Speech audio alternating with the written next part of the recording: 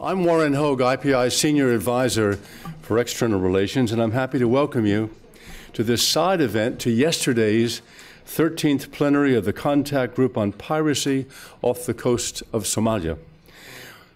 Co-hosted by IPI, Oceans Beyond Piracy, and the Permanent Mission of India to the United Nations, today's meeting will take up the question of a sustainable solution to Somali piracy and seek answers to it via two panels. The first one that will begin shortly, entitled Reducing the Human Cost of Piracy, and the second right after a light buffet lunch called Exploring Possibilities for an Enduring and Equitable Solution to Somali Piracy. UN interest in this subject is high, or the interest of the UN community, I should say, is high. And IPI has held 10 events over the past 3 years in which piracy, which was once thought to be a quaint and antiquated idea, something for adventure films and children's books, has been exposed as the very contemporary and very dangerous and often very violent phenomenon that it has now become. And those events are focused particularly on Somalia, with Jack Lang of France addressing a group here. At the time, he was the special advisor of the Secretary General on legal issues related to piracy off the coast of Somalia. And then a little more than a year ago, Henk Swarthout of the Netherlands, the then chairman of the Contact Group on Piracy off the coast of Somalia, leading a discussion on the international cooperation needed to combat piracy effectively. Finally, 2 months ago, we held a workshop co-sponsored with the missions of Benin and Australia that tracked how the phenomenon has spread from the Horn of Africa to the Gulf of Guinea and to Southeast Asia. So IPI is delighted that Oceans Beyond Piracy and the Permanent Mission of India have given us another opportunity to participate in this continuing effort to keep a global focus on the phenomenon. Now, just one housekeeping note here.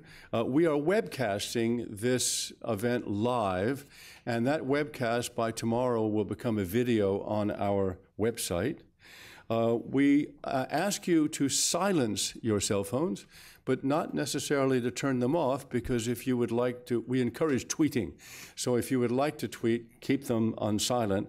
And there are a number of hashtags, but the one that may be the easiest one for you to remember is the initials of this institute. It's IPINST,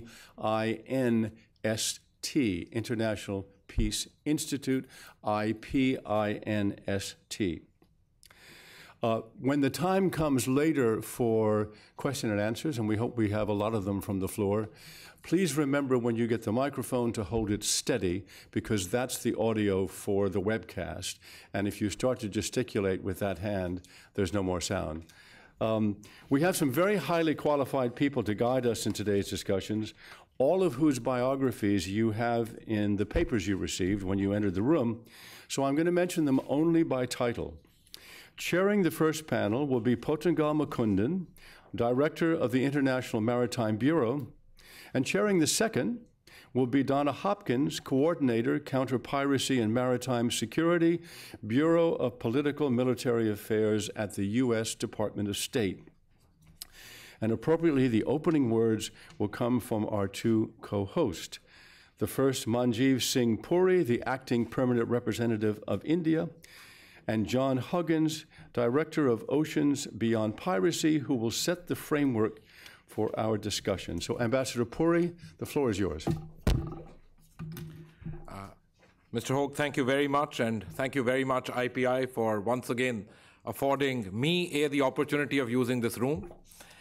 You say that it's being webcast and you encourage tweeting. I like this. This is the exact opposite of what we try to do with small group meetings. Otherwise, that it's called closed doors, say what you want. But anyway, I will still try to say what I want. And as you say, I haven't come with a prepared piece. The reason mostly is because most of this almost oozes out of us.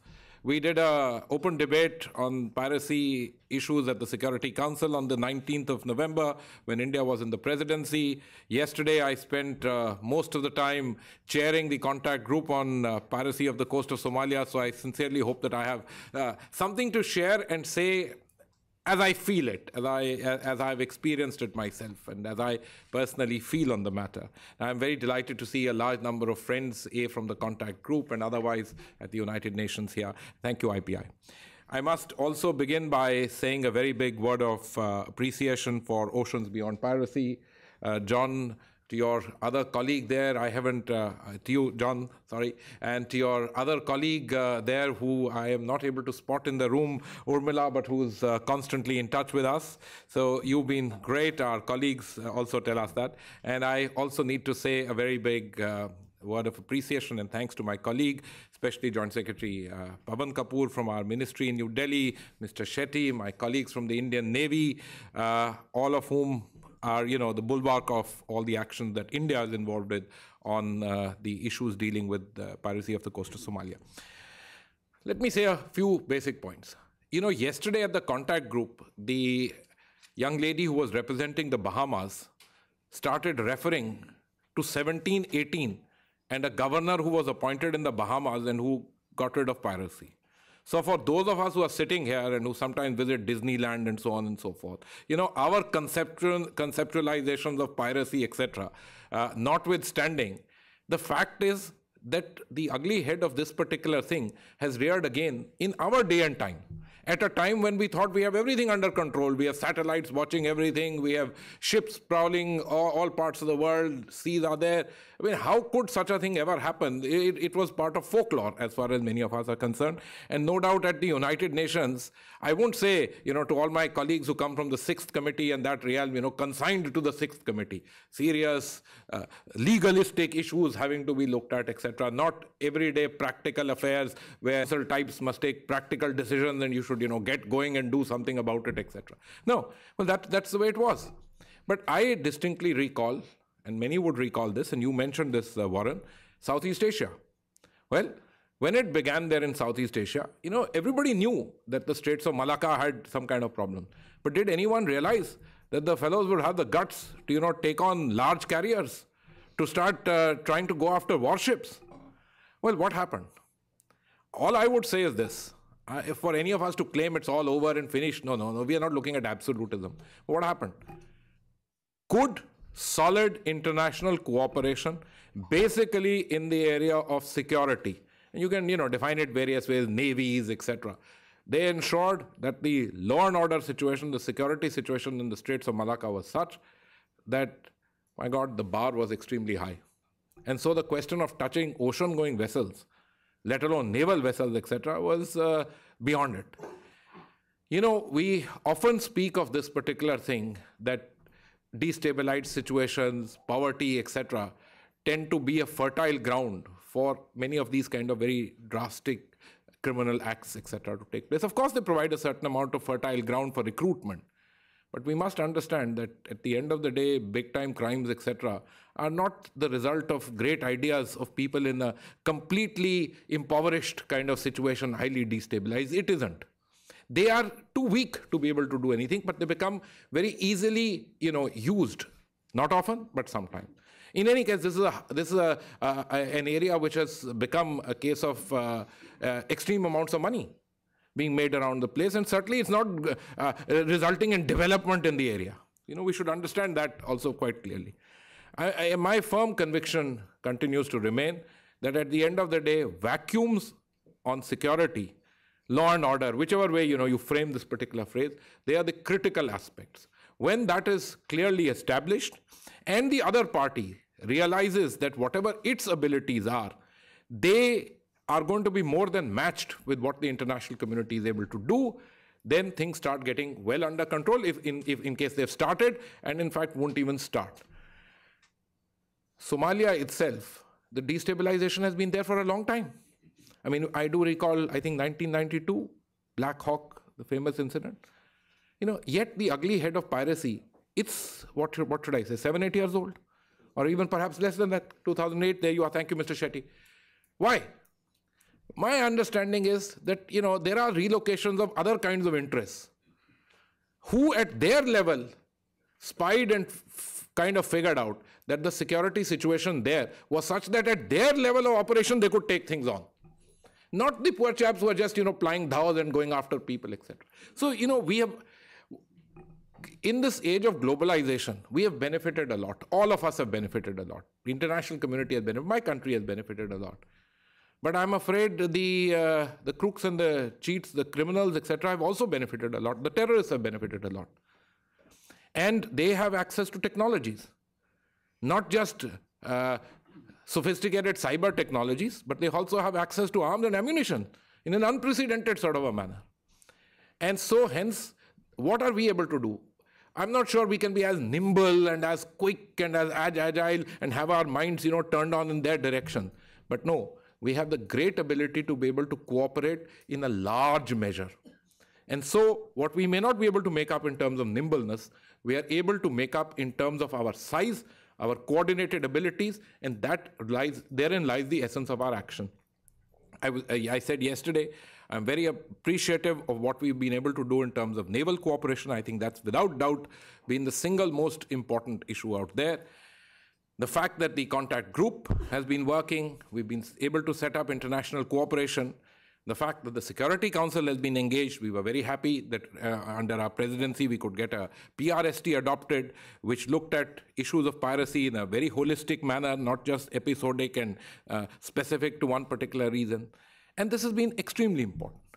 Why my country should have such a lot of interest? Of course, we have interest because we are part of the global community, but we also have a great deal of interest in what's happening off the coast of Somalia because, let me put it very simply, if anybody bought a really good telescope and looked out from the coast of India on the west side or from the other side, you would see either India at the other end of your viewfinder or India would see Somalia at the other end of the viewfinder.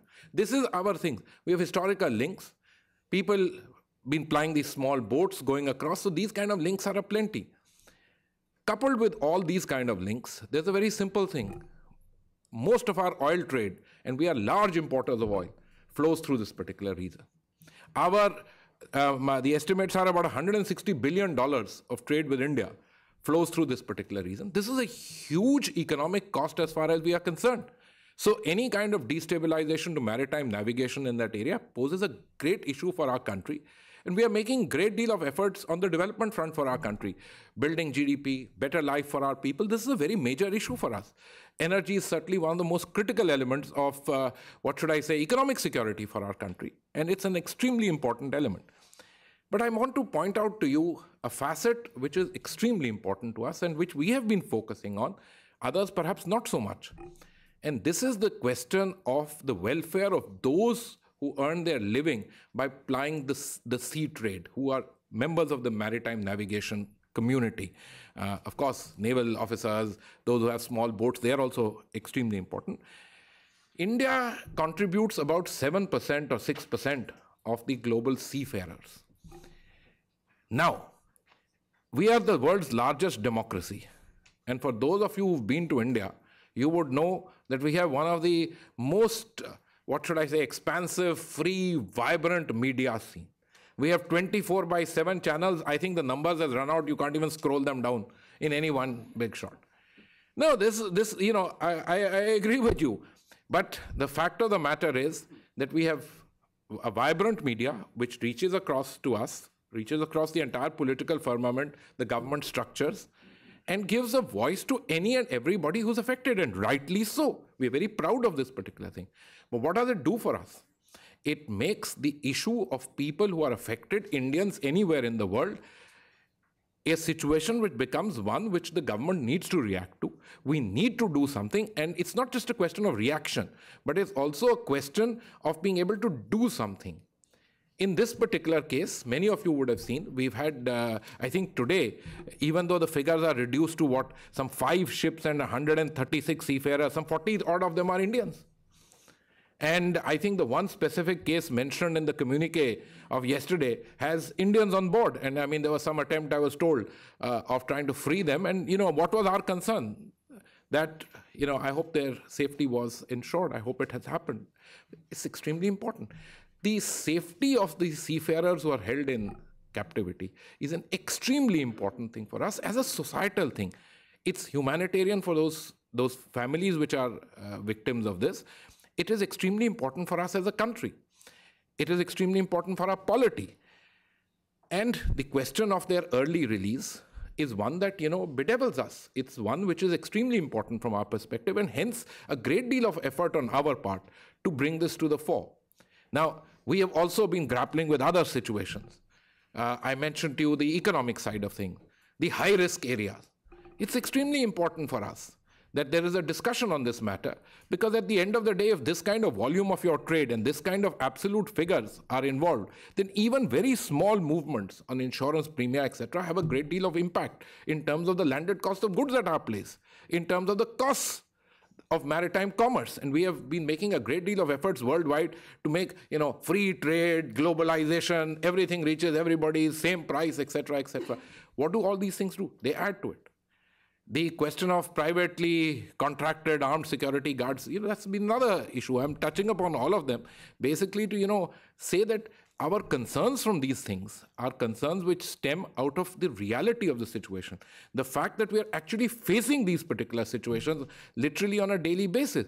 We had this incident, which you are all reported. I won't speak about it. And what do we ask for? We fully understand where people come from, international law developed over centuries on maritime commerce, maritime movement, etc. We have been party to all of this. We are kind of founding members. Even as a colony, we were the only country which was a charter member of the United Nations. So we are wedded to all these international law principles.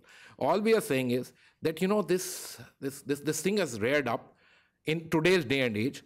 Let us just find ways and means in consonance with international law such that we are able to deal with the matter, and not that we find ourselves surprised or we find ourselves, one way or the other in a situation where we should have had some prior knowledge, a little bit of advanced information. It helps. I think that's very important. I'm therefore very grateful. I'm very happy that this is happening. I see Amit Singhal in front of me, and I want to thank the United Nations for all that they've been doing on this particular subject. Very glad to see what is happening. I see Captain Bhari here, who would perhaps be able to give you a first-hand account of what it means. Why the welfare of the people who make this possible for all of us in the world? Why is it important, and what do they suffer as a result of it? I think it's extremely important. I see His Excellency, the Ambassador of Somalia here with us. He was kind enough to be with us yesterday too. And it's very important for us to hear from him his perspective, because, of course, at the end of the day, the situation on the ground and what they do collaboratively with countries in the region has the most important of impacts, and we would do what we can. So I want to stop here. I'm sorry, Warren, I've gone a little beyond my time, and I need to go from here for the 10:45 Security Council meeting on the DPRK's launch. But my colleague Pavan and Joint Secretary Mr. Shetty and our colleagues from the Indian Navy will be here to participate in the thing. I wish you great brainstorming, and I'm very deeply grateful to, of course, IPI and to the international community for their engagement on this matter, for which I really think that the international community should be strongly one. They have been, and they need to be even stronger one. We've been able to contain things to a very large extent, but we can't afford to, as they say, take our foot off the pedal. So thank you very much.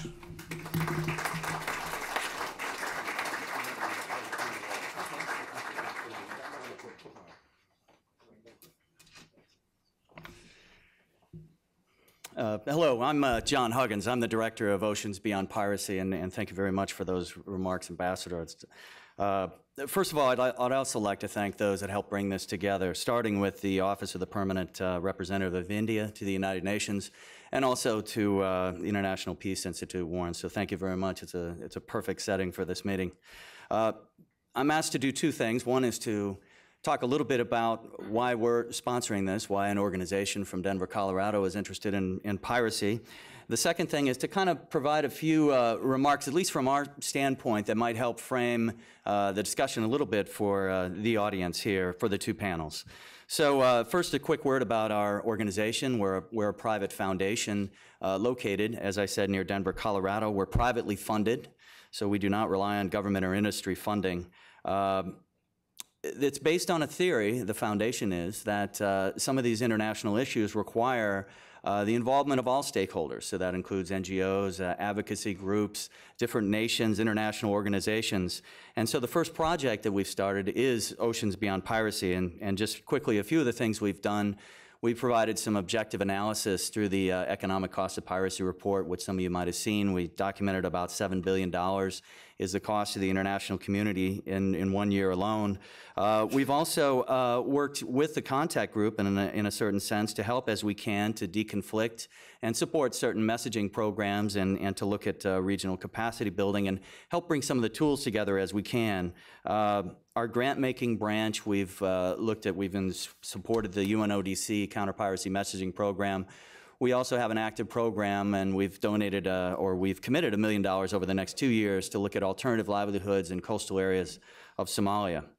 But I want to stress that as we started to do this, the first thing we did, we looked around to see what other programs were out there to organize different groups of stakeholders, and we found one very quickly that had a system that was to address piracy very similar to our foundation's goals.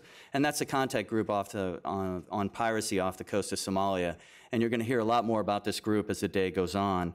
But just very quickly, it consists of over 70 nations, international organizations, and other organizations and advocacy groups. So what we've tried to do is basically align our efforts with those of the contact group. We've encouraged other NGOs and development people to align their efforts there. And in turn, we've asked the contact group to perhaps be a little more inclusive on who they ask to participate. So still working on that, but I think we're moving in that direction. Now, just a brief overview for the two panels. I just wanted to give a few points that might be worth considering as the audience looks at the two panels. The first one is going to address the human cost of piracy, and even though the numbers of hostages are down, and you see less about it in the news, the human cost is still too high. So I'd say the factors to consider are, first, even though there is less coverage about the fate of hostages and, because of the smaller number being held, I think it's still a very important issue, and probably the most important issue having to do with piracy. Second, in spite of the gaps in information about the violence faced by seafarers, the crime of piracy is still not documented at the same level as a violent crime on land. And third, again, as I mentioned, even though less hostages are held, there's some disturbing trends as far as the treatment that these hostages face. Some hostages have now been held for over 2 years. Some hostages now have been singled out and retained after their vessel has been released. So these are disturbing trends, and I think our first panel is going to talk about that a little bit. On the positive side, I think we've made some real gains in seafarer welfare, such as training and awareness of seafarers and ensuring the long-term welfare of hostages and their families. On this, I'd like to particularly recognize the work of Working Group 3, of which we'll hear on the first panel, also the Maritime Piracy Humanitarian Response Program, which is also on the first panel. The second panel is going to look at a longer-term outlook on piracy. We've been involved in kind of taking a look at this over the last year, and we were honored actually to be able to speak at the plenary in July about looking at an assessment of where the contact group has come and perhaps some thoughts looking ahead. So when we started this analysis, we asked 3 questions. The first is the current framework for countering piracy effective? The second is the current framework sustainable? And finally, is it equitable? So those are the 3 questions. As to the first one, I think if you would have asked this question just a little over a year ago, you would have to say that there was not an effective response to piracy. There were hundreds of hostages being held, the number of attacks was very high, and even the number of successful attacks was way too high. So I think the answer was no a year ago. Now I think you could say that we do have an effective framework in place. So that brings up the next question, is this sustainable? Here I think the answer is probably no. The effort to bring down these attacks has involved a very large number of vessels. Anywhere between 20 and 30 Navy vessels are on patrol at any one time. We have a large number of armed guards and armed teams on vessels, and there's very expensive measures that have been practiced by merchant vessels in the region through the best management practices, rerouting, increasing speed, these types of things. So we see this as a non-sustainable solution. Regarding equitability, I think we just started to look at this. And the first thing that's difficult when you look at equitability is identifying all the stakeholders. These could include flag states, importing countries, exporting countries, ship owner nations, industry, insurance companies, just to name a few. Now, once you have defined who all the stakeholders are, I think the goal would be to match the level of risk or exposure to piracy by each of these groups, and then look at a relative level of resources committed to counter piracy, so that would get you an equitable solution. So with that as an opening question, again, is it equitable, or is it effective, is it sustainable, and is it equitable? I would give you just a few other points that you might want to consider in the first panel, or the second panel. First of all, current international efforts to counter piracy are entering the 6th year, but I think big political decisions have to take place to extend mandates of particular institutions, particularly EU and NATO, beyond 2014.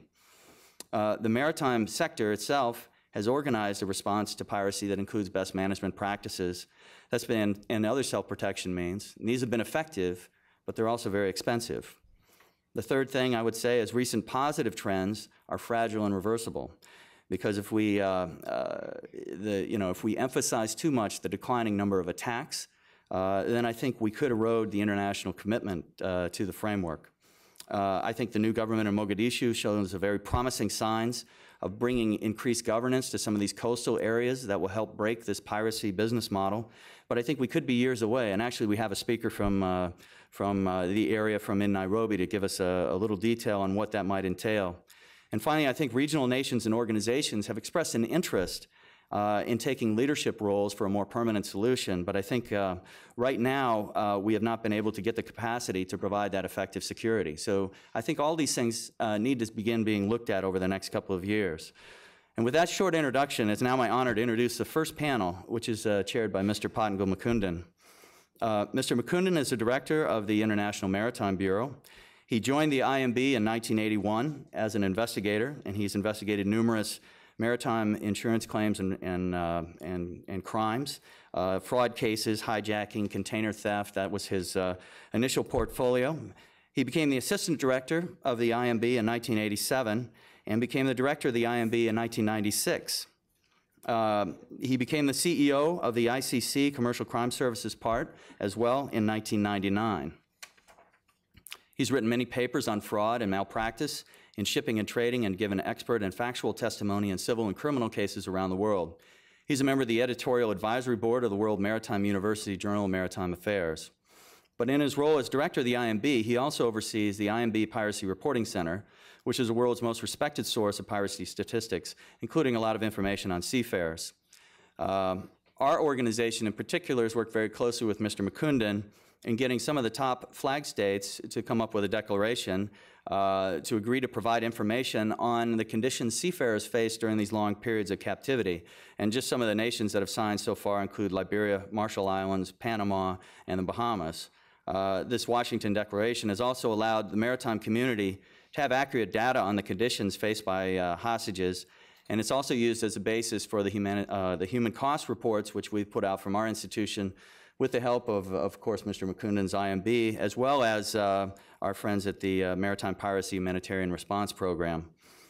With that, I will turn the floor over to Mr. Mukundan. Thank you, Mr. Huggins. Ladies and gentlemen, excellencies, let me add my welcome to this session on reducing the human cost of piracy. As we sit here today, there are 9 vessels with 150 crew members held in Somalia. On January the 6th, 73 of them will have been held for over 2 years. In coming here, I'm sure all of us have had a good night's sleep in the privacy of our own bedrooms. You have had a shower, you had breakfast, you have had a change of clothes, and you have coming here fresh. If you're hijacked of Somalia, the crew on board will stay in the same clothes in which they are hijacked for possibly 6 to 8 months before they are released, because everything else that they own is stolen from them. They live in one compartment in the vessel, usually the wheelhouse. They have to ask permission to go to the washroom. It's normally given. Sometimes it is refused. And they find other ways to deal with that issue. Now, these are the conditions in which the seafarers are held. And it is really the most important reason, we believe, for discussing piracy.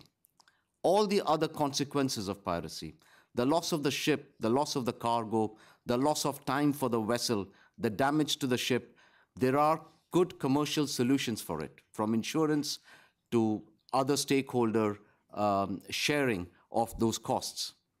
But when a crew member is subjected to the trauma of these very long months in captivity, when he's injured and when he's killed or dies in captivity, then there is no adequate commercial compensation which matches that loss. And that is the reason we are discussing this today. So the purpose of this presentation really is to look at the scope of this issue of the human cost. How do we learn the lessons from the experiences of the past and use it to mitigate its effects in the future? That is the purpose of this session. And I'm delighted really to have with us on this panel a very distinguished and knowledgeable group of people, starting on my right with Ji-Young Kim, who is the second secretary at the International Security Division of the South Korean Ministry of Foreign Affairs and Trade, and is in charge of counter-piracy and Africa terrorism. And she supports Ambassador Ha-Young Moon, who is the chair of the contact group's Working Group 3. Before she joined the ministry, she studied international relations in Seoul. After her, before I go to that, Ms. Kim will be talking about stakeholder expectations regarding the responsibility of the welfare of seafarers and their families. After Ms. Kim will be Peter Swift, who's very well known in the shipping industry, is currently the chairman of the Maritime Piracy Humanitarian Response Program, which is the leading institution today looking at the human cost of piracy. He's also a chairman of the Korean Register's European Committee, a member of the advisory board of the Green Award Foundation, a director of the Maritime Industry Foundation, and so on and so forth. He's more busy in retirement than he was when he was working. But he brings to this panel a great wealth of knowledge and experience of the industry in all its many different facets. Finally, we have got Chirag Bari, who is the regional director of the Maritime Piracy Humanitarian Response Program in India. Chirag has been in shipping for close to 10 years now. He's an engineer, and his life, as he says, took a dramatic turn when his vessel was hijacked by Somali pirates and held hostage for 8 months in one of the examples of the most brutal cases of mistreatment of seafarers off the coast of Somalia. After his release, he decided to refocus on seafarer welfare issues, joined the MPHRP, and now is involved in training other trainers and advising families and others involved in the hostage situation. So we have a lot of first-hand knowledge, from first-hand knowledge to wider experience of dealing with the humanitarian response. And we will go, I would suggest we do all the 3 presentations. I won't introduce the speakers anymore. We'll go through the 3 presentations and take questions at the end. So first of all, Ms. Kim, and perhaps we will go down and so that we can see. Kim. Do you want to speak from the? Yes. Yeah.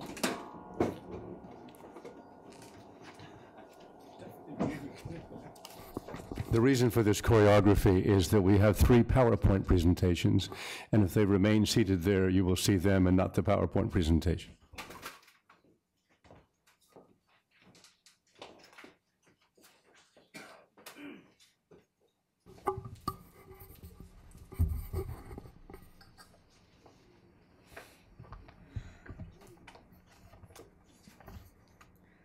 Thank you, everybody. I'm Ji-Young Kim from Korea, and Thank you. It's my honor to participate in this kind of meeting and make this kind of presentation to you.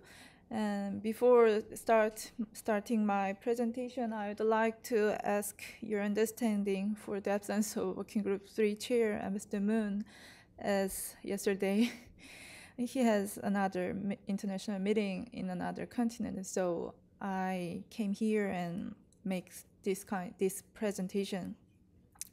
On behalf of the Working Group 3 Chair, I'd like to introduce recent discussions on seafarers' welfare of the Working Group 3. As you know, Working Group 3 deals with seafarers' welfare and as well as self-protection of vessels against piracy. As of now, there are around 150 seafarers taken hostage by Somali pirates, and seafarers who pass the high-risk area near Somalia continue to be exposed to attacks or kidnapping by pirates in the region. At the 6th Working Group 3 session in last September, the chair appealed the tragedy of two following cases involving piracy victims to which the international community may need to pay attention.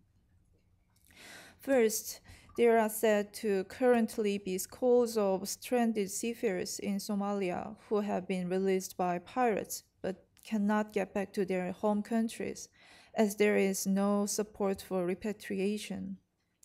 Second case is MV Iceberg 1, as you know, a serious and extreme case of a humanitarian tragedy. The crew of 23 or 22 men have been said to be held by pirates for nearly 900 days without any hope.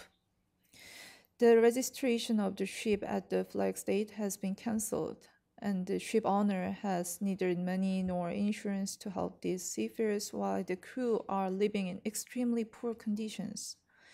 With appeals for the seafarers in the Working Group 3, UNPOS and UNODC established a project for those abandoned seafarers in Somalia and succeeded to secure funds for the project from the CGPCS Trust Fund.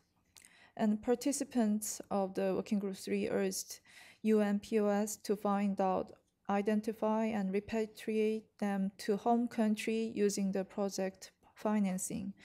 Now, the UN entities are making efforts to help the seafarers, so maybe we can know the development or progress about their efforts in our next Working Group 3 session or next plenary.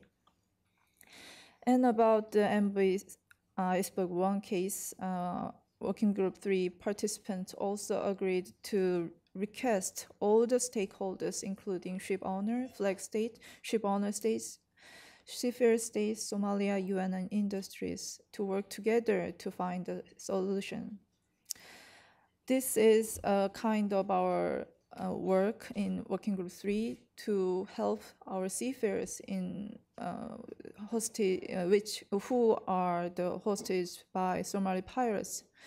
But we thought that it is not all the effort for our seafarers. So we would like to make some fundamental approach to help seafarers. So we made some working paper and some matrix to forward such kind of fundamental approach. Let me introduce that kind of work. At the last working group session, the chair also submitted a working paper, as you see, like this. This is a working paper. This is a review to ascertain if there is any applicable legal basis for them under the current international laws and guidelines which are designed to secure the welfare of general seafarers. The findings of this paper are to be used for the purposes of reviewing and improving the current legal basis for seafarers who may or have become victims of pirates. Within the current international conventions, agreements, and guidelines, there are some elements relevant to following fields. It was found that parts of the following conventions and guidelines are applicable to seafarers who have or may become piracy victim. We reviewed following legal frameworks, international convention and standards of training, certification, and watchkeeping for seafarers, and International Ship and Port Facility Security Code and Maritime Labor Convention 2006, and guidelines on provision of financial security in case of abandonment of seafarers, and guidelines on ship owners' responsibility in respect of contractual claims for personal injury to or deaths of seafarers, and International Bargaining Forum Framework Agreement. With those legal frameworks, this is just the first page of this working paper.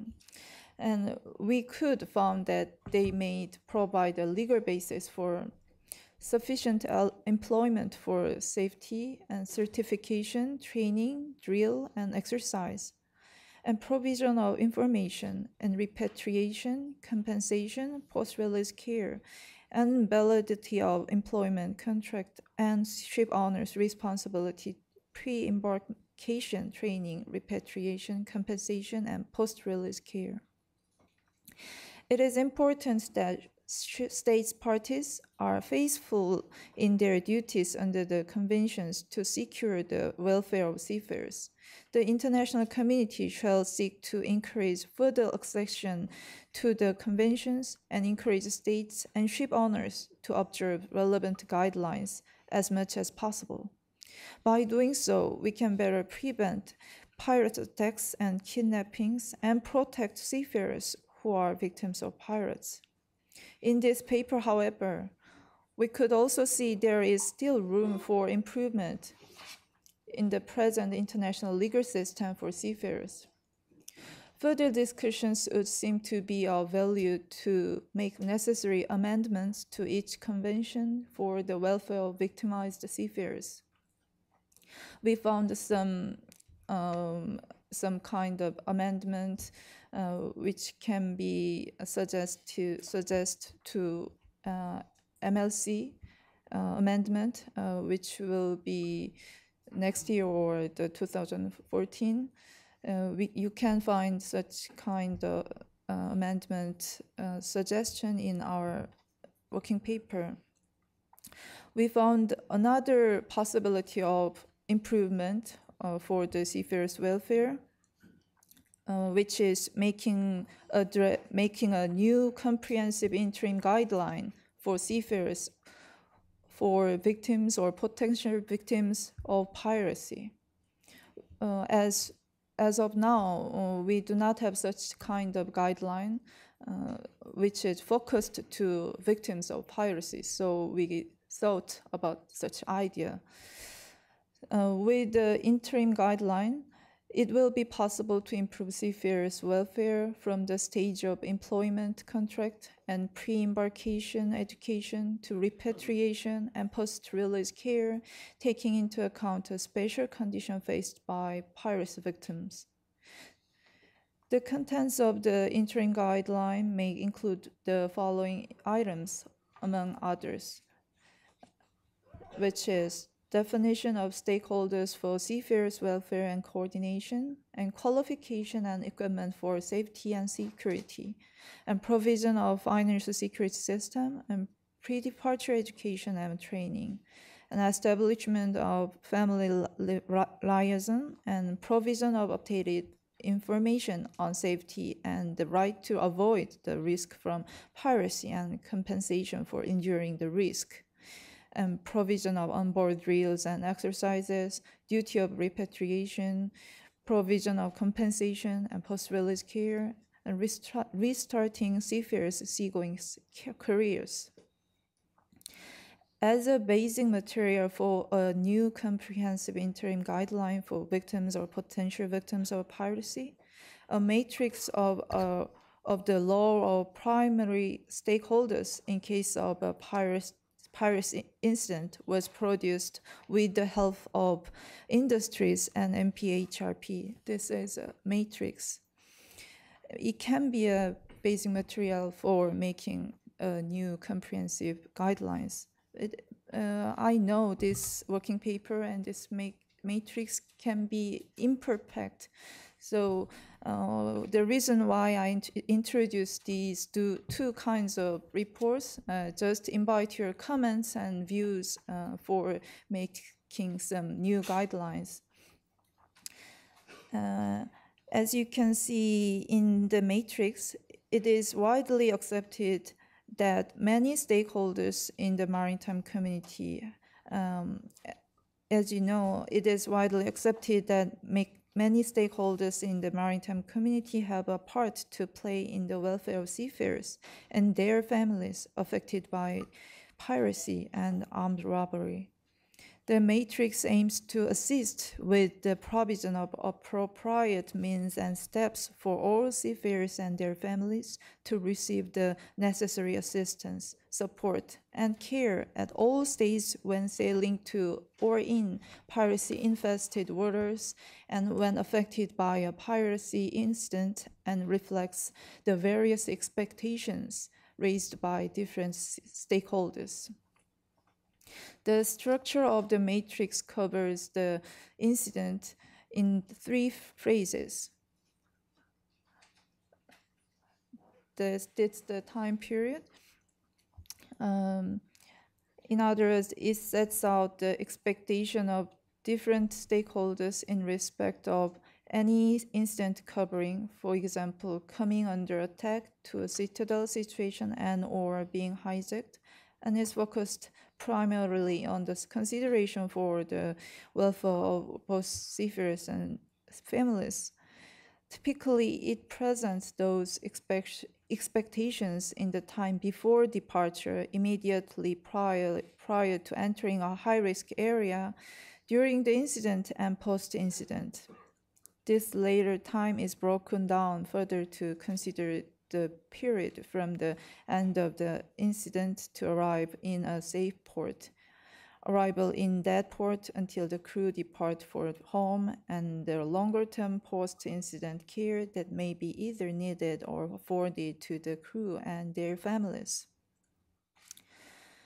In developing the content of the matrix, the industry partners recognized that these expectations are frequently covered under the duty of care for seafarers and families, as well as the moral obligations of the different parties. This is in addition to the legal and contractual obligations of the stakeholders and application of best practices and procedures. And this is the first, you can find that the first page of the matrix, it is expectation, not responsibility or obligations, just expectation for all the stakeholders. And you can read this matrix, you can find stakeholders and time, and you can find such a alphabet and number. And from the next page, you can find one alphabet and many numbers, which means one stakeholder's roles for the time being.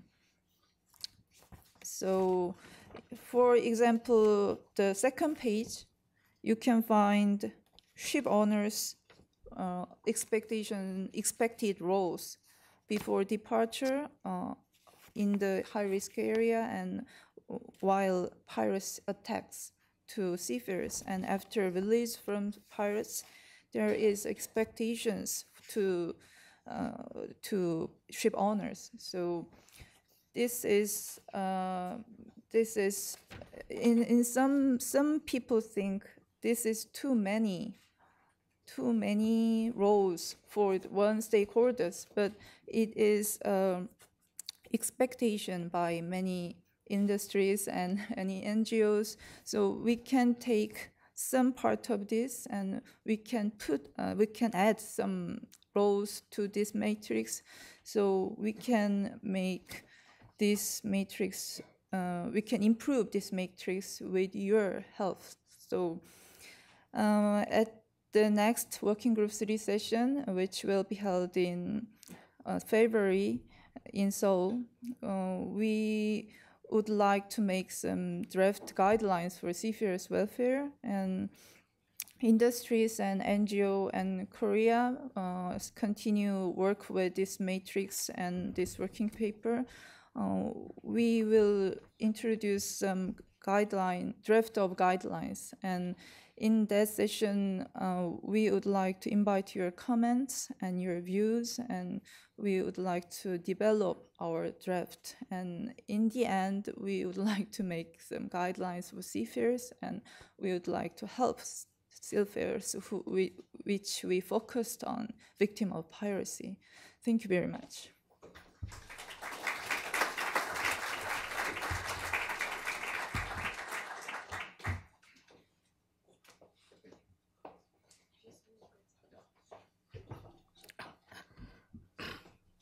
Thank you, Ms. Kim, for that look at the pioneering work done by Working Group 3, and particularly the development of this matrix, which for the first time sets out clearly the expected rights and responsibilities of the various parties involved. I'm sure, and I do hope, that there will be many questions at the end of the presentations today on that. We move now rapidly to the next presentation, which is looking at managing the long-term effects of piracy on seafarers and their families, which looks really at the more direct problems which the families face and how they can be helped. And for that, Dr. Swift. Thank you, Maku. Excellencies, distinguished guests, ladies and gentlemen, friends, thank you. Thank you to our hosts, thank you to our organisers, and thank you to all of those that have joined today because you share our concern for the welfare of seafarers and their families that are impacted by piracy. I'm just going to use a few slides to talk about our programme, give you a brief background to it, what we basically set out to do. I'll touch briefly as well on the continuing work with Working Group 3 and the interim guidelines that we're working on. I will seek your indulgence and speak for a few minutes about those ships that are currently held and those hostages that are also held ashore. And then I'll hand over to my good colleague Chirag, who was promoted to a captain by the ambassador this morning, which he was very proud to have received. But Chirag, who is part of our team, and he'll tell you about his experiences and a little bit about the work that he also does interfacing with families in India and South Asia at the moment. So if I remember which is the right way, I think that's right.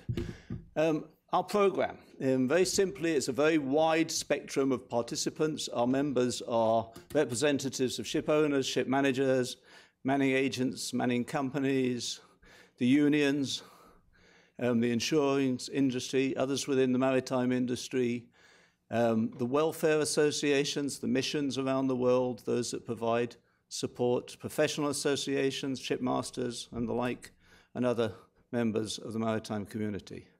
We have as partner observers, representatives of NATO, Shipping Centre, of EU NAVFOR, the IMO and the ILO. And I'm not trying to do a number count, but I think we probably represent very logically the widest possible section of the maritime community. And we are there for one purpose only, and that is to see what we can do to assist and provide support to seafarers and, importantly, also to their families.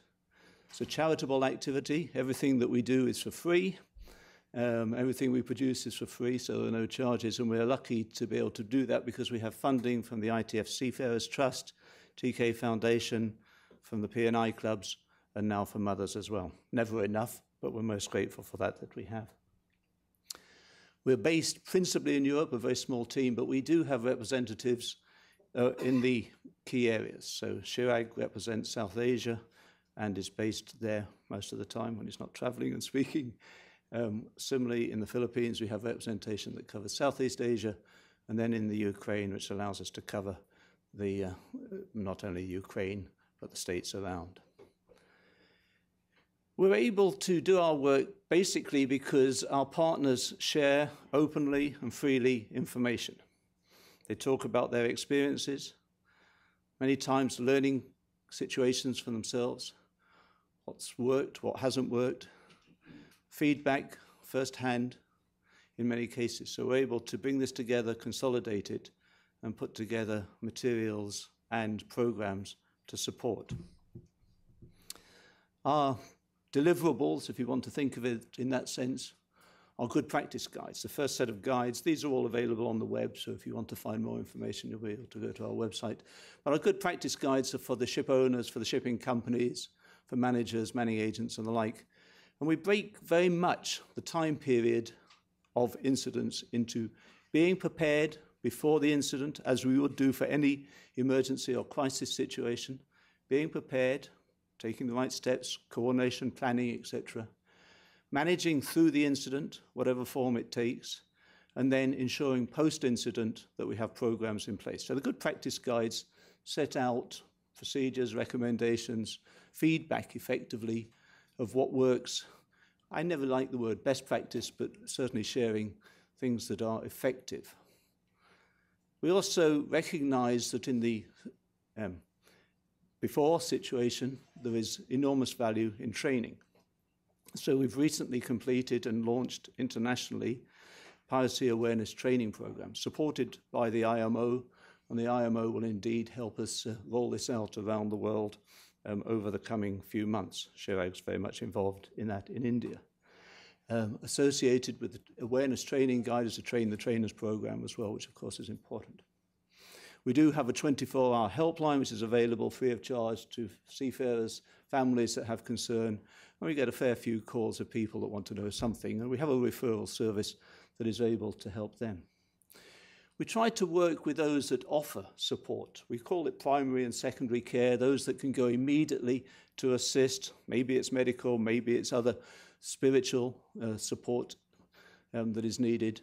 And then longer term to try to ensure that those that are willing to provide continuing support, usually post-incident, are able to do so to both the seafarers themselves and equally to their families. And one of the things we learned very early on when we were thinking about seafarers was, in fact, there are two sets. We never like to talk about victims, but we might think of them as victims, seafarers, and equally importantly, their families. We do run a few courses. We partner with NATO in workshops and others around the world, and indeed in February, in the time of the Working Group 3 meeting, we'll be working with NATO in running another workshop in Korea. We're able to give a limited amount of direct support to seafarers and families. I won't say we have funds, but we have access to a little bit of funds which will help with very, very small amounts of financial support. But more importantly, we try to ensure that communications are established and that if we have ideas or we can share good practice or knowledge, we do so. And Chirag will talk a little bit perhaps about some of the work that he's doing at the moment in India in that sense. And we cooperate very much with the contact group, principally with Working Group 3, as you've just heard from Ji Young. But also we do have a peripheral role with Working Group 1. Things like armed guards coming onto ships have implications for seafarers. They need to feel comfortable, families feel comfortable, and the like. One time you may be on a ship with armed guards. You have spent time telling your family not to worry, we've got armed guards. The next ship you may go on, almost a sister ship, different company, different flag, different charter or whatever, and it may not have armed guards. How then do you explain to the family that you're going into the same area, and while a few months ago you assured them there was no risk because you had armed guards or you had a reduced risk, this time you're in a different situation. So those interfaces are important as well. And we have some contact as well through Working Group 4 in terms of making sure that these kind of messages are communicated. I won't elaborate too long because Ji Young has talked already about the comprehensive guidelines or the interim guidelines that we're working on. But I believe this is the form that we want them to take. The expectations matrix that the industry produced is a very extensive document. The Korean government did in their draft or parallel document include reference to many of the conventions, treaties, agreements, and the like. And the consolidation indeed will take, I believe, this form. We will continue to take the 3 stages before being prepared: incident management and post-incident support as the structure for the document. Set out in each case the sort of principal headings that we might think of in those different events, time periods. Identify the principal stakeholders and their responsibilities, and then make reference to where there are appropriate treaties, conventions, agreements. In some cases, those are contractual union-type agreements, labor agreements, or the like. There are circulars from the IMO and the ILO that have relevance, and there's a lot of good practice guides, BMP, other industry guides, our own guides that set out good practice. So we'll make reference to those in the document and hopefully develop that comprehensive set. And I hope in February it'll be out in advance of the working group and everybody will have a chance to comment in advance and then participate actively in Seoul. Before I hand over to Chirag, though, I'd like to just spend one moment talking on the 150 persons that Muku mentioned at the very beginning. It may not be 150. We have a slight, I use IMB statistics, which is why we're aligned on those numbers. But our good colleagues in other organizations, in Interpol and UN, both UNODC and UNPOS, will perhaps challenge whether there are still 15 or 29 on the NAHAM. Actually, I believe it may well be 29. So we might be talking slightly more. Luckily, fortunately, there were 4 names or 4 persons not on that list because a few days ago, thanks very much to heavy involvement of the government of Korea, the 4 Koreans that had been held ashore from the Gemini were released. And a good example of cooperation between the parties to be able to get some of those freed. The extreme case is the iceberg one, but we should have sympathy for all. The iceberg one is today in its 990th day of captivity. Over the weekend, the Puntland Maritime Police Force are reported to have made an attempt to release the hostages. That information, interestingly, was new to many of the international agencies on the ground in Somalia. It was new to many of the leading countries, and maybe new to a few today, who do track these things quite closely. And when we talk about the value of coordination, cooperation, and information sharing, I think this is a pretty high example. It's a little bit in the media, that attempted release, reported.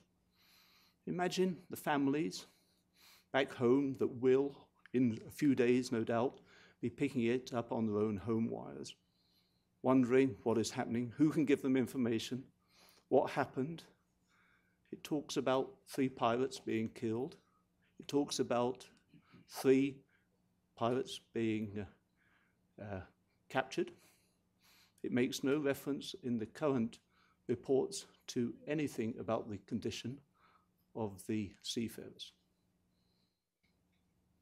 Our team is in touch with the 6 Indians on that ship, and we're already communicating the little bit of information, trying to do something to assist. We're in touch with the Filipino on that ship. There's no news in the Philippines about the story at the moment, so it's a question of do not alarm, but at least maintain contact.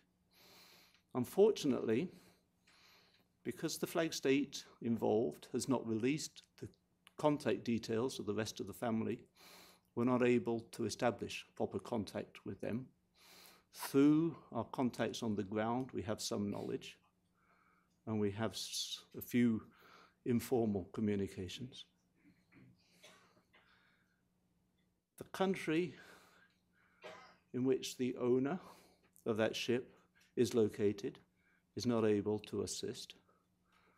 So the industry and the ship and the seafarers and the families are left very much on their own in that situation. We could talk similarly about those that are held on the other ships. In some cases, we're in touch, but not with even all of the families. We could talk about those where the ship has been released. The Asphalt Venture, the Orna.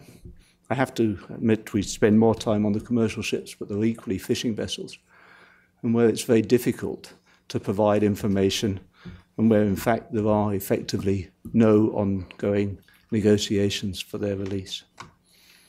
So there's a real need for all of us that have any role to play to try to work together, to cooperate, to share information, and to see what we can do together to work for the human side of the piracy consideration, and to think what we can do for families as well as for the seafarers themselves. That is the 150, maybe 170 that are currently there. There are those that have returned home that need help, and every day there are families and seafarers who are about to sail off again and who go with a degree of fear and concern for what may lay ahead. We can talk about the numbers being down, and that gives some comfort to all of us in this room, but it doesn't give a lot of comfort to the family at home or to the seafarer, because there is still a probability, there's still a possibility that they may be the next to be affected. And we concentrate primarily on Somalia, but a lot of the work that we do, and I think other programs do, will have relevance in a more general sense when we're talking about awareness training and being prepared and trying to help. That's all I wanted to say about our part of it. I think you'll hear more informed from Chirag about our specific work and his own personal experience. Thank you. Thank you, Dr. Swift. And now for our last presentation, which will put a lot of flesh onto what Dr. Swift has been talking about earlier on, about the difficulties of trying to help the seafarers and their families. Chirag Bari.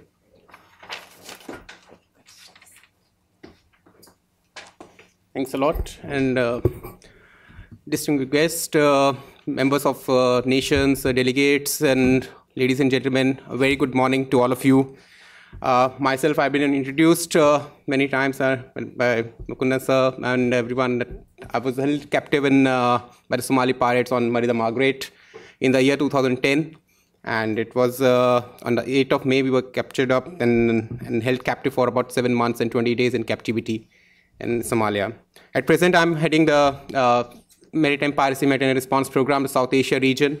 We are trying to assist the families, the seafarers in that particular region, to try and help them to overcome the trauma which they are facing, bring the seafarers back in whatever way we can do to provide them help.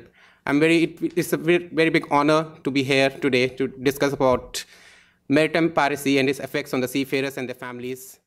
And what I will be talking about today is how a seafarer reacts to a situation, on a pre-transit when he receives information, during transit period, if captured and held hostage, and after release.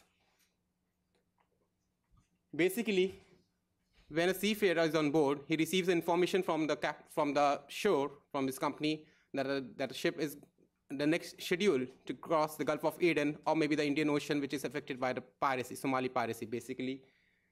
As you can see on the left, the captain or the seafarer on the ship is totally, he is in two situations. He is thinking, whether should I continue my job or should I go back to home? He might have joined a week before on ship. He might have, he has some financial problems at home, where that's why he has joined the ship. He has come back on ship after a long time of holidays. He prefers to stay back on the ship, and then he says that every time I cross this Gulf of Aden, nothing happens to me. Maybe this time I'll try again my luck. Maybe we can cross the Gulf of Aden without any problems. But he is in double minds. He doesn't know what to do. But he tries to figure out whether he wants to sail or do not want to sail. During transit period, when the ship, suppose it starts up from India, any port, and it crosses up towards, it heads towards the Gulf of Aden. During the transit period, all the seafarers, including the captain and others on board, are in a state of real crisis. They are nervous. They are a lot of times it happens that they have different views on board. What should be done best to protect the ship from an attack? They are observing lots of situations are there when they are always on the bridge wings. People are having lots of continued watches. Maybe it's extended to 12 hours, 14 hours a day. They are working down on the ship, especially the engine room team. They are all on their toes many times so that the engines won't fail in this particular time. And whether they want to share this information with their family is again a big question, because if they share it with their family that I'm going to cross the Gulf of Aden, their families are very worried at home. They won't allow them. They will obviously say them, you come back home.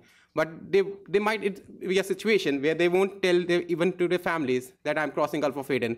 And they just go there. Maybe they are prepared with BMP-4 if they have the knowledge, if they have the training. Maybe some of the vessels, they are not prepared with BMP-4.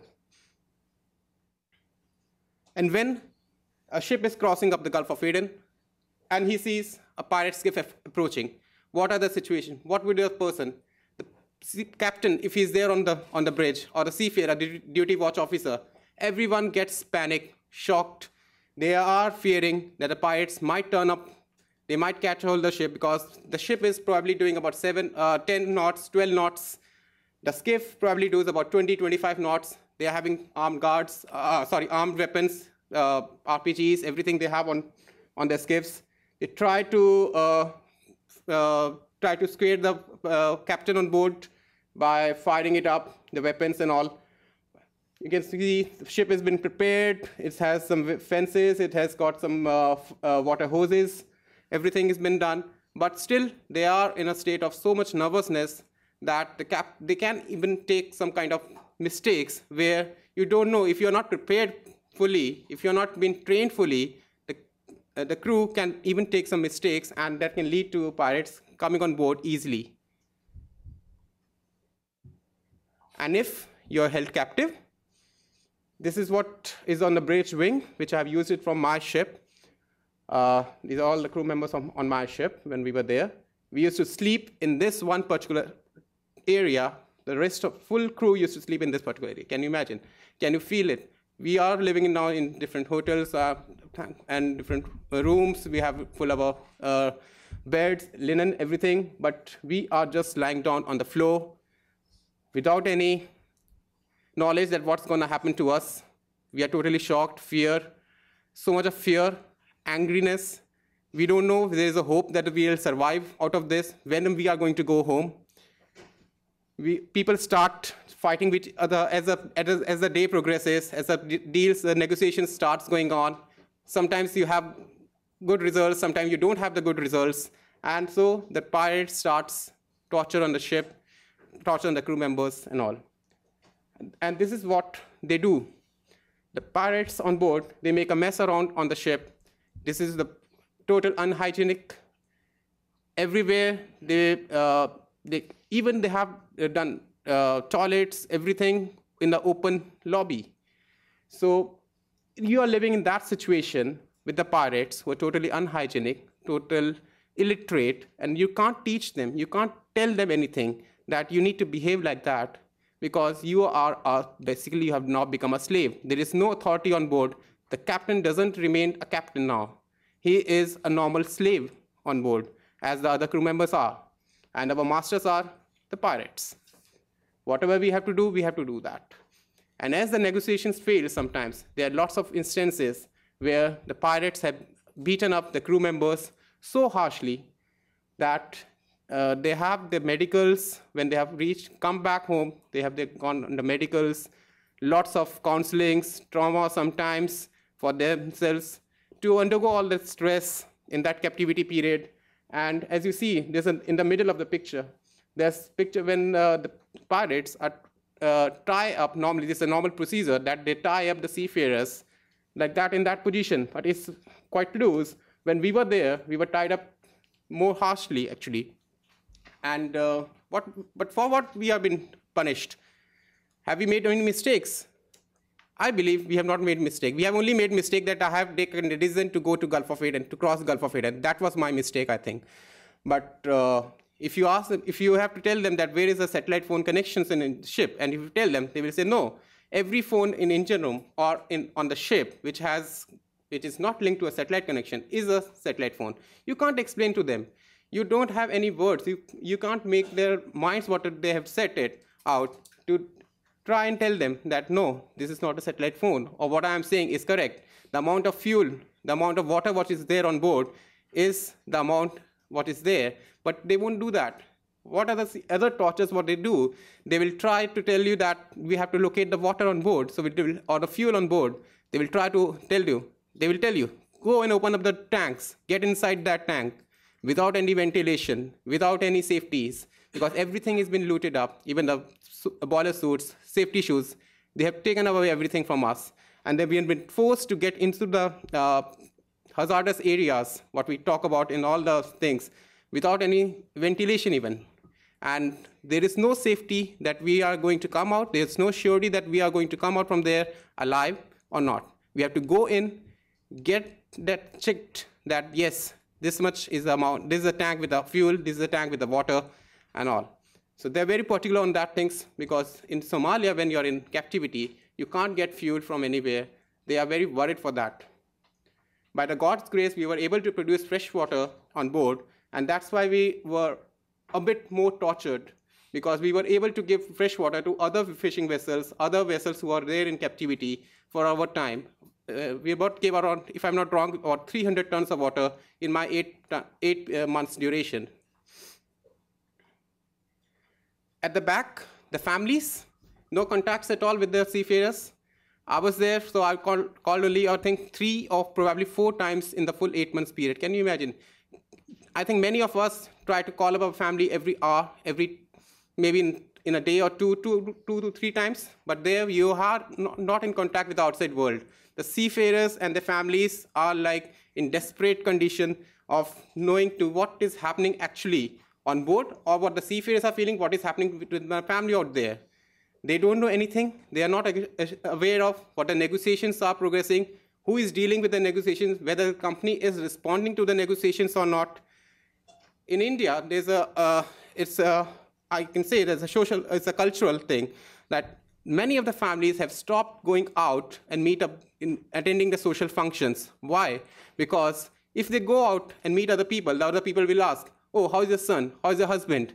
When he's going to come back? Why don't you do this? Why don't you do? They try to avoid all that questions. They try, and that is the reason, which is why they get isolated from the rest of the community. They don't talk with each outside world. They try to live in one room of their house, very less food, nothing. And that is what they try and meet any people, try and go out, open, sometimes in press, sometimes to the Prime Minister, President, different authorities, to try and seek help to get their loved ones back home. Ultimately, they are the worst sufferers who doesn't know anything, what is to be done exactly. The post-release period, when a ship is lucky to get enough released from the captivity, the first thing is the first response. The first response can be through a port, it can be through doctors, it can be through the companies, officials, it can be anything from the NGOs, different workers.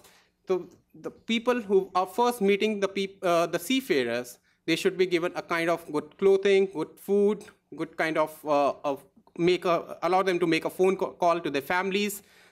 That will help them to recover at least somewhat.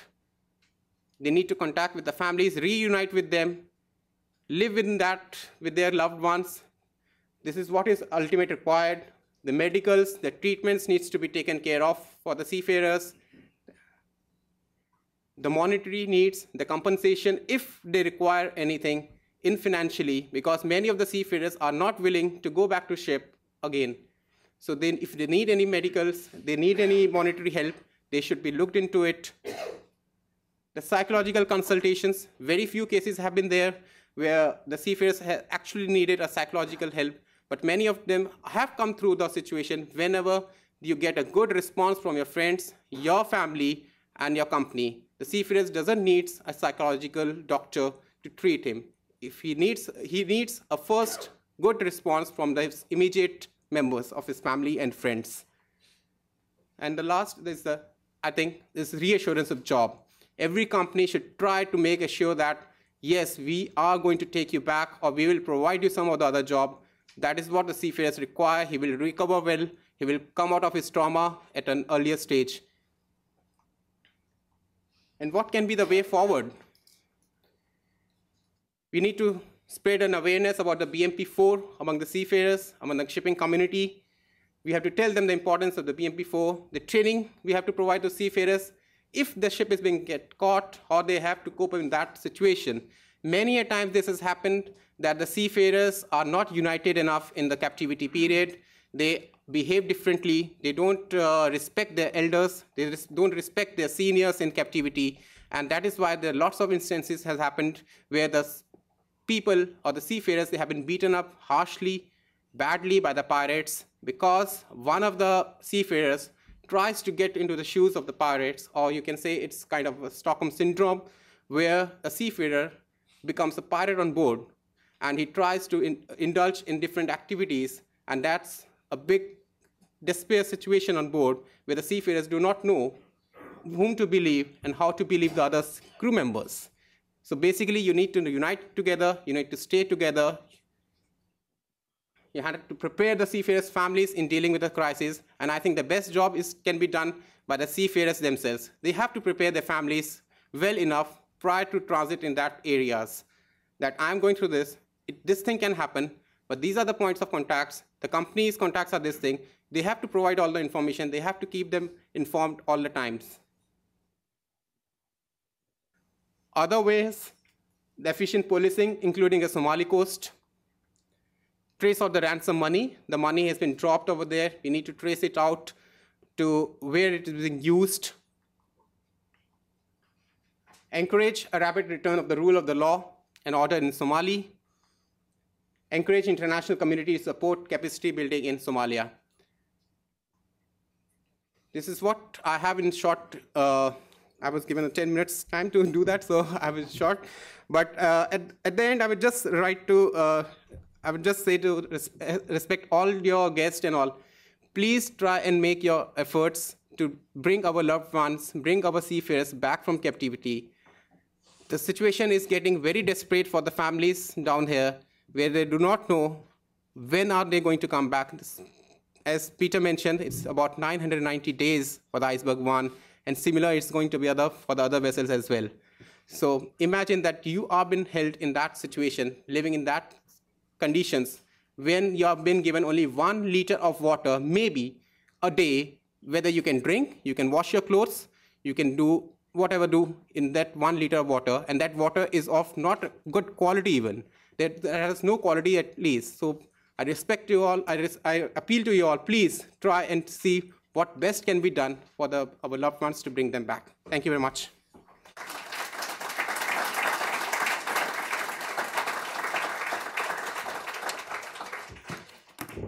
Thank you, Chirag, for that excellent presentation. And now we have around 25 minutes for questions, which and I'm looking forward to it. But before we get into questions, let me just remind you of what we have been through. I think there can be no doubt in your minds that there is an urgent need for some kind of action to protect these poor seafarers who are held hostage. They never asked to be placed in that position. It is not the reason why they trained and have gone out to sea. It's not part of their employment contract to be placed for 6 to 8 months in the kind of conditions that you have just seen. And they are carrying the cargoes from one end of the world to the other, which we all benefit from. So there is a very good reason why we should be looking at it. Working Group 3, and the first presentation by Ji Yong was very valuable because it gave an analytical framework for understanding the complex roles played by the various stakeholders in a shipping voyage, as you can see. And it is essential if you are going to get people to work together. So from a high-level perspective, this is essential in moving forward. And Working Group 3 should be congratulated on the efforts that they have taken. Peter Swift looked at the MPHRP, and the key services it provides to the seafarers to support them and their families at the different stages of a piracy incident, before, during the transit, during a capture, and after they come back. It's essential because many of these seafarers go back to countries where there is no help available to them. Some of them cope, many of them just give up the only profession that they've been trained in, and possibly the only source of income for their families. And finally, of course, Chirag's presentation, a statement from the heart and from his experiences of what he faced. It does not need any further reminding. So with that, I'd like to open up the panel to questions from the floor. So who is going to be the first? Yes, sir.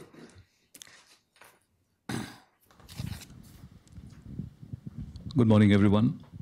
I have a few generic observations. Sorry. My name is Deepak Shetty. I'm the Joint Director General of Shipping in the Government of India from Mumbai, part of the Indian delegation. Then a couple of specific observations with reference to the recommendations of the Working Group 3. But before that, I think it's essential to understand in the larger perspective that here is piracy as a multinational corporation, probably one of the most efficient models of how an MNC should be run, the envy of Wall Street, but clearly there's no corporate governance. And, well, less said the better about it. Now, the two observations which I would want to make generally is we are looking at the crewing or manning of seafarers on an assumption that this is through a formal, institutionalized, and legitimate route. We have an entire penumbra of crewing and manning agents, what we in India call as the registered and placement service agents, who are clearly beyond the pale of the law, who act with impunity.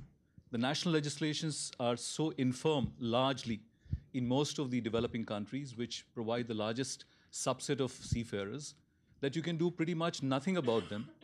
And what happens is that bulk of the seafarers, in fact, this is empirically borne out by the grim reality that most of the seafarers who are in captivity today are clearly those who have gone on board vessels without a formal contract or have gone through routes which are otherwise not legitimately recognized and licensed by the governments.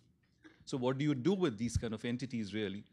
Do we have enough penal provisions in the national legislations to address this critical situation? There are instances where you have a third route opened up where seafarers go to country A and then get onto the vessel directly as well. So clearly there are three formulations. When you go through the normal route of an RPS agent, or you go through an unmanned crewing or a manning agent, and then you get into direct employment. And these are extremely critical issues to address. So what is the kind of punitive measures that we bring to bear? What are the kind of dissuasive influences, the persuasive influences, to try and bring these agents on board to ensure that clearly they are falling within the letter and spirit of the law? Can we then look also to see whether we can address this entire community which is outside the pale of the law and try and do some kind of a sensitization or an information awareness campaign that they need to clearly assume the onus and responsibility as employers or as representatives of employers to see that they provide the necessary terms and conditions which ensure the safety. For instance, one of the direct impacts is felt by the fact that when the seafarer is left to his own devices, no wages are forthcoming, there's absolutely no credible information worth to the substantially interested parties whatsoever. So these are two issues I just wanted to flag up. Now, coming to the specifics of the formulation which you attempted, that's extremely welcome. That's well appreciated. But correct me if I'm wrong, I just wanted to flag, and I would like to be clarified here. Are we clearly not taking on board the seafarers' unions? I thought they're an extremely critical set of players, and probably your matrix, again, I would stand to correction here, is not really trying to get them on to be part as partners of your matrix. I think clearly, if I understood you correctly, I think that's one subset which is missing. So you need to engage the seafarers' unions very, very substantially because they're hugely interested parties in this. You also have sort of limited, perhaps, if I'm not mistaken, the insurance industry to just the P&I clubs. You need to look beyond, and even the hull and machinery insurers, they have a stake, for instance. You look at the case of Iceberg, the longest serving ordeal. Today, it's completely decrepit. It's totally run down. So hull and machinery is the only substantial asset. If you could look at that, you need to get them again engaged on that. You also have another set of insurance players who deal with the kidnap and ransom policies, the KNR policies. So it's just not that. And a third critical element which I would sort of want to bring on board here is that you need to do introspection about how do you manage the media. The media, the print, the audiovisual, the electronic media has such a critical role to play here. Are we trying to ensure, of course, this is not to say that we need to police the net. We need to sort of, ensure that you bring them within a certain set of regulations, but you need to sensitize that when they handle a crisis of this proportion, they need to be responsive and responsible as well in terms of the coverage that they provide to events. Often you find that, the lure of sound bites in terms of having the TRP ratings go up, they're more than willing to go overboard and just try and, ensure that you get some kind of a cheap publicity. So that's one critical player that you also need to engage, the larger media community as such. At this point, I'll stop short. So if you could just thank you, Mr. Shetty. You raised a number of issues. I mean, the issue of managing the media, I think even very large and very sophisticated governments have found it very difficult to handle that particular problem. But it is a challenge. But you have raised a number of other issues. So, Jiyong, would you like to comment on some of them, particularly the matrix? And yeah, thank you. First of all, thank you very much for your valuable comments. I absolutely agree with your views. Yes, dialogue with union seafarers is very important, and we can add such a matrix for this kind of documents, and we can find another stakeholders for the seafarers. And thank you for your consideration. And in regard to media management, I think it is very important. So we can add some part of training or education program to seafarers' families or seafarers itself or states. When incident is occurred, how to deal with media by seafarers' families, or I can think about the best practice for calling with seafarers and families. When seafarers' family got calls from their family who is victim of piracy, they are very nervous, and they listen their cries and shouts, and so in that case, family get nervous, and it is very easy to respond appropriately. It is very difficult, so we can get such a education or training items to the matrix or guidelines about media management, or when the situation about calling with our seafarers, we can engage such appropriate items on the matrix. Thank you very much for your comments. Thank you. I think I should just make one very brief comment, and that is that in the vast majority of cases, the ship owners are very responsible, and they go to extreme limits in order to get their crews back. And they find it difficult. So, of course, when you have an issue where an owner is not performing his obligations, the situation becomes really not salvageable after that. And the people who suffer are the crew. I'd just like to make that point. And I'd like to pass on to Peter. I think he's got a few comments. Thank you, Mr. Shetty. Excellent comments, of course. Before I start, though, I'd just like to acknowledge, the presence of the Indian government, because I did thank the Korean government for their very responsible response in respect of the hegemony, which has been true. I think it would be remiss of me not to also recognise that other governments where there are still hostages held, namely the Indian government, the Philippine government, the Danish government that are present, must be counted in that group. Maybe one or two others, but certainly would not wish to have accidentally excluded them. Maku's just said, yes, there are indeed responsible owners, managers and agents, but they're equally the irresponsible, and it's those that routinely lead to the problems for seafarers. I think that through various mechanisms, there are perhaps better controls on owners and managers and less so on the manning agents, as you rightly highlight. I think that has to be approached at two levels. The ILO indeed does address, of course, much more the role of the employing entities, and the MLC will play a small part in looking at that. But it's not going to be the regulatory body that you would like to see. I think that has to be at the national level, but very correctly identified. I think in terms of the humanitarian response, though, it's equally important that we have a cascading response. We expect the owner to do things, we expect the manager to do things, we expect the manning agent to do things, and if they're failing, we expect the flag state to do things. If they're failing, somebody else has to stand in behind. And that's why we use the word expectations, because it may be very hard to find the defined legal chain as you cascade down that response. And in the case of the manning agents failing, which is routinely the case, I think we inevitably have to look to somebody else to fill the gap, at least short term. And I know you would like a medium and longer term solution. We would also like a short term solution. And I think in many cases, unfortunately, that's going to have to be the states of the nationality of the seafarers on board. And we look to them in that sense in terms of expectation.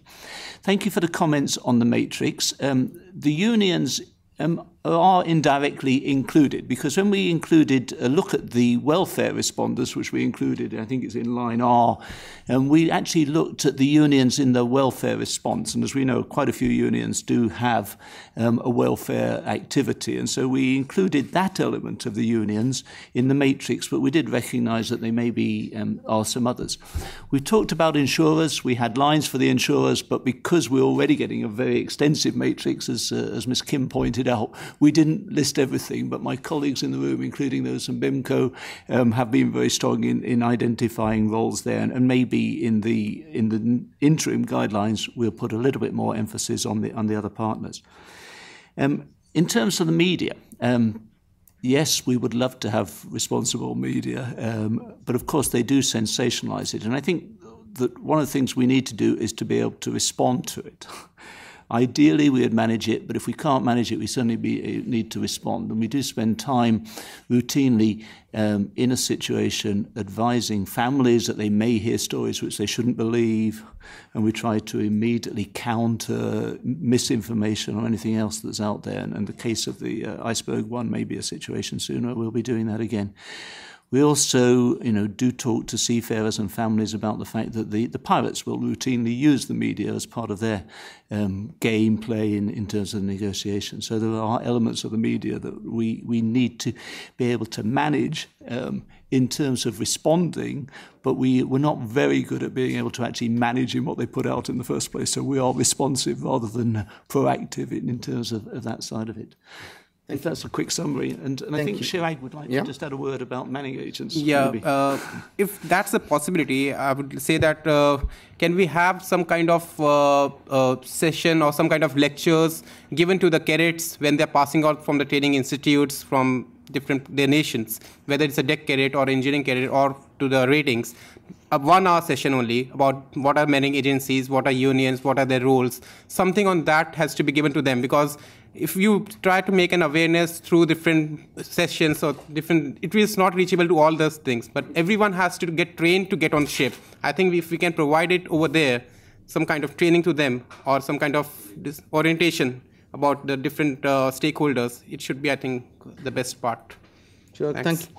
Sorry. Did I interrupt you? You okay? No. Yeah. Thank you. Thank you very much. We've got a couple of more questions, which I want to quite a few questions which I want to get in. So let me first start over here, sir. Please introduce yourself, and can you keep your question as brief as you can? As brief. Yeah. My name is John Steed from the UN Political Office for Somalia. It's more of a comment than a question, and follows on from what Peter was just saying about the gap in the system. One of the roles that the UN has taken on for itself is to try and fill that gap.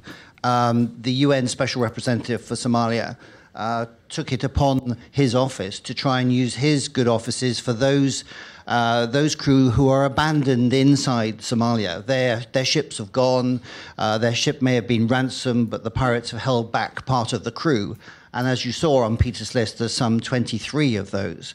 And we have a small program with our colleagues from the UN Office for Drugs and Crime, where we're trying to track those hostages where they are, and where it is possible, and it's very rarely possible, to bring support or welfare or aid or medical support to them.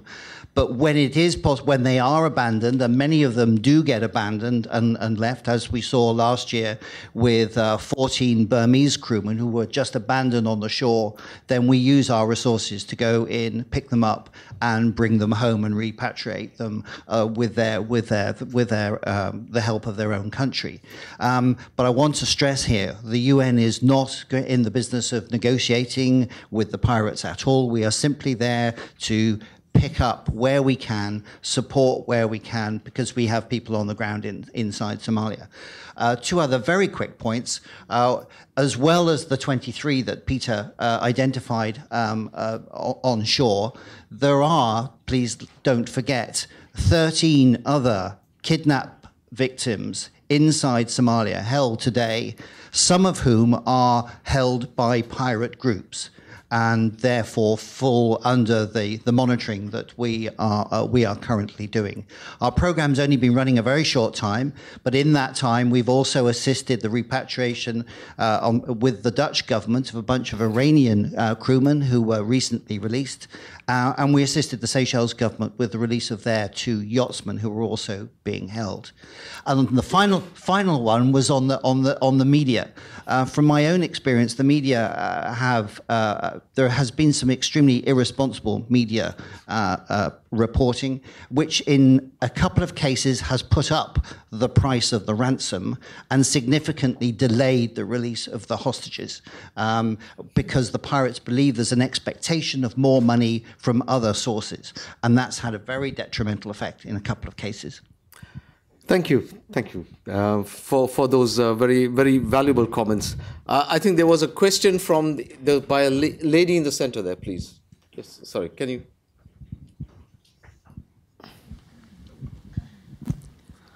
Thank you, Mr. Chairman. My name is Swadesh Rana. I am an advisor to Oceans Beyond Piracy. My question is to this collective gathering of experts whose individual expertise goes beyond anything. So anyone in the audience or panel, my question is very straight. Besides ransom, is there any other mode whereby those in captivity can be released? If anybody has an experience in it, I would invite him or her to be in touch with me. I'd like to understand that. My reason for asking this question quickly is out of a concern that besides anxiety over a certain complacency due to the accomplishment of countering piracy, the numbers going down, there is a feeling among those who are concerned about those who are already in captivity. Not much is being said about how to release them. It is how to have access to them, how to look after them while they are being released. And I also draw a certain sense of encouragement by the debate yesterday in the CGPCS. That's no longer a case of the traditional stakeholders in the release of the hostages at flag state or the company. It is a multilateral effort. With those 2 comments, apologies for the time. Those of you who have any ideas, besides ransom, is there any other way? What works, what doesn't work, please get in touch with me. Thank you very much. Thank you. Thank you very much for that question. First, let me defer to the panel. I think the answer is obvious to many people in the business, but let me defer to the panel. Peter, do you want to just take the question of the ransom first? Is there any alternative to paying the ransom? In theory, yes, one could go in by force, but whether there's a will is a question. But if one does go in by force, you need to be absolutely certain that these are people that are properly trained, that do know exactly what they're doing when they go for hostage release, which is why I referred with some concern about the effort of the Puntland Maritime Police.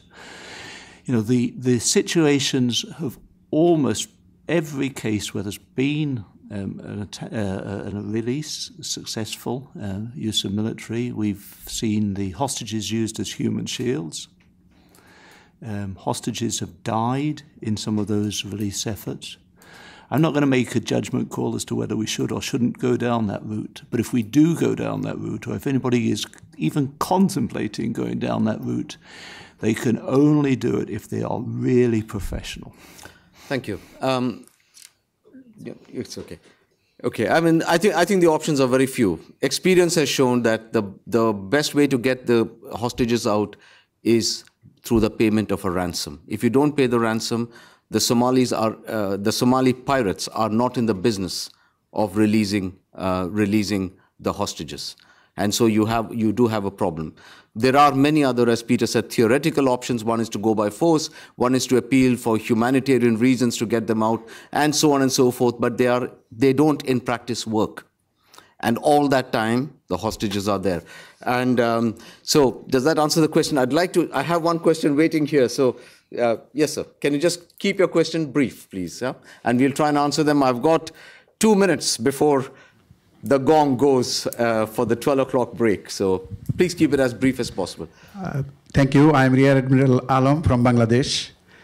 My question is to the panel that, every ship sails with IMO number. Since IMO has given a number, how does IMO allows a ship owner to abandon the ship when it is, pirated or is taken by the Somali pirates? There is a legal loophole, and I don't think much has been done to that. Second thing, even if the ship owner abandons the ship, there is a duty of the flag state. The law of the sea is very crystal clear that beyond 200 nautical miles, anything happens is the flag state responsibility. How does a flag state even, deters not to perform when the ship owner belongs to that particular country? The Director General of the shipping every country has. Why don't they take action against those particular person so that this person can get released? Because there is a legal loophole. And also the third point is there are 100,000 ships and there are a lot of stakeholders. With so much of stakeholders and 8 billion tons of trade going all around the world, why can't these few people be released through the international help? Thank you, sir. Thank you very much. Can I just take the next question as well, and we'll try and get the answers through. So just the person next to you, very quickly, we'll try and get it through. Yes. Please keep your question as brief as you can. Yes, sir, I'll do that. I would like to, I'm Captain Ashutosh Ridorkar. I'm the Director of Naval Operations, Indian Navy. Firstly, I'd like to congratulate Ms. Kim on the excellent matrix that has been prepared. I have one suggestion to make. We have all been discussing about the response from the shipping companies, but isn't it time that we give out certain set of guidelines as to basic minimum activity which a shipping company whose ship has been hijacked should undertake? We have seen cases, I have interacted with a couple of companies where it has been a process of discovery for them. With every passing moment, they discover something new. Instead, if there is a set of guidelines which is given, and me being a man in uniform, I firmly believe in standard operating procedures. So instead of relearning to make the wheel, why doesn't Working Group 3, it's a suggestion, may like to consider issuing some guidelines to the shipping companies on management of a crisis on similar lines as BMP4. Thank you. Thank you. Can I just ask the last comment, Giles, from you, and then I just comment on the last one. Okay. There is a tremendous amount provided by. Yeah, just a minute, Giles. There is a tremendous amount provided by ship owners in terms of from capture to release as a BIMCO document that's available to all our members. I think the captain has a very good point, and we could perhaps look at that at Working Group 3. It was on the agenda some 2 years ago, but stumbled. It is a question of producing something that everybody can follow through. But my humble opinion is it's a combination of BMP3 and the Trade Association's guidance to its members is there is a tremendous amount of material out there, and I'm very happy to make it public to the captain. Thank you. Thank you. That partly answers the question that there is the guidance. The problem is that defaulting ship owners don't follow it. So are there last comments perhaps from Jiyoung? Would you want to make some last comments? And then we'll close. Yes, Thank you. I will make some very brief comments. Yes, I agree with. Yes, I agree with your comments. There should be guidelines, or there should be more detailed guidelines or practices. The important thing is when some ship owners or flag states do not do their responsibility, so therefore we make comprehensive guidelines for the, as Mr. Peter says, castigated structure. So with these guidelines, Working Group 3 would like to make some example for domestic policy of flag states or any other kind of states, or would like to suggest an example for the shipping industry for contract between ship owners and seafarers. We would like to make such kind of contribution with this kind of guidelines. Thank you very much. Thank you. I mean, I think the matrix is really heading in that direction, and that is why it is such an important document. Can I just ask Chirag, please, very quickly, if you have any quick comments, very quick. I would just say that as a seafarer, that we all have come back from the captivity. Many of us, our colleagues, are still over there, but we need to obviously see that these pirates who have captured us needs to be prosecuted, this and that. There are lots of issues related to that happening up in the world. But at the same time, we need to take care of that the seafarers who are still there in captivity have to come back. We have to do all our efforts in bringing them back. But these pirates also needs to be given some kind of punishment at the law, as per the laws of the country, as per the laws of the nations. And that is what I would just want to request. Thank you. And that, I think, answers some of the comments, Rear Admiral, that you made. 10 seconds, Peter. I will come. The IMO, of course, does put the number on the ship, but they cannot be held responsible for their member state activity. There is a lot of discussion, though, within the IMO about the responsibility of flag states in a very general sense, not just in the piracy world. And that, of course, is addressed by one of the subcommittees within the IMO. There's also been a very recent paper from the industry partners, which highlights again what they believe to be some of the inherent responsibilities that aren't necessarily followed by all flag states.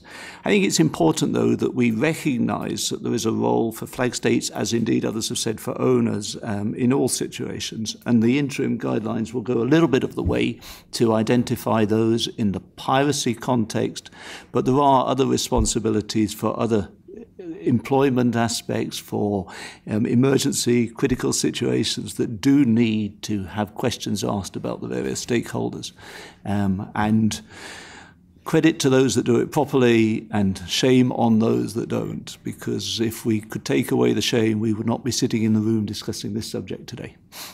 Thank you very much. And I know there's one. Is it a comment or is it a question, or can it wait? Do you want to ask it over the lunch break? I just want to use this forum to point out one thing about the postal support program.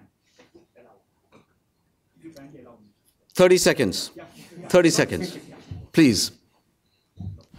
Thank you, Chairman.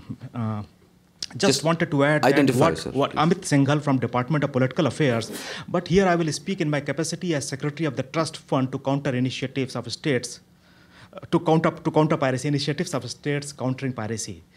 You see, this hostage support program was submitted in the last week of September this year, and board, for the first time out of 27 projects, Trust Fund board approved this project through correspondence, first ever instance, and money was very quickly released.